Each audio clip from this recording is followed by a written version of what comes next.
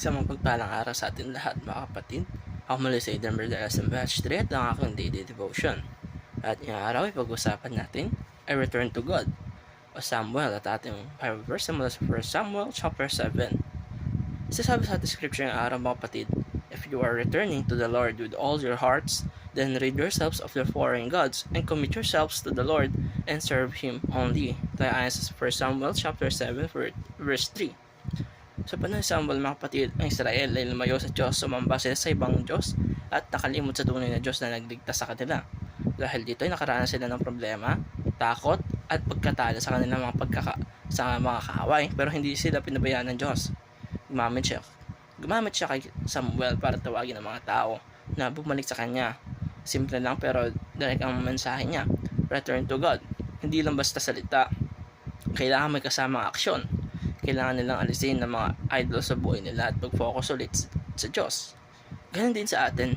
Minsan hindi man literal na rebulto ang idols natin, pero may mga bagay na mas nagiging priority kaysa sa Diyos na tulad ng pera, relasyon, social media o sariling desires natin. Unti-unti hindi natin napapansin na lumalayo tayo sa Kanya. Ang problema, kapag dumayo tayo sa Diyos, ay nawawala rin ang ating peace at direction sa buhay. Parang Israel, nagiging magulo at puno ng struggle ang buhay nila. Pero ang good news dito ay lagi tayong pwedeng bumalik sa Diyos. Hindi niya sinasara ang pinto, kahit gaano pa tayo kalayo, handa niya tayong tanggapin ulit. Nung nagrepent ng Israel, ay hindi lang sila basta nagsabing sorry, tinanggal nila ang idols at nag-commit sa Diyos. At ginawa nila ito, tinulungan sila ng Diyos at binigyan sila ng tagumpay laban sa kanilang mga kaaway.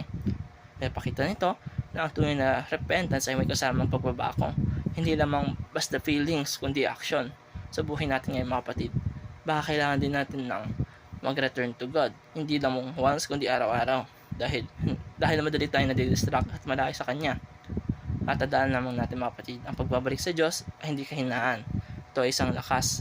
Ito ang simula ng restoration at bagong direksyon natin sa buhay. Kaya mga kapatid, may mga idols ba tayo sa buhay natin ngayon na kailangan nating alisin para makabalik sa Diyos? Magbabalik loob tayo sa Diyos sa buong puso. Ilalet go natin ng mga bagay na mahal lang sa relationship natin sa Kanya.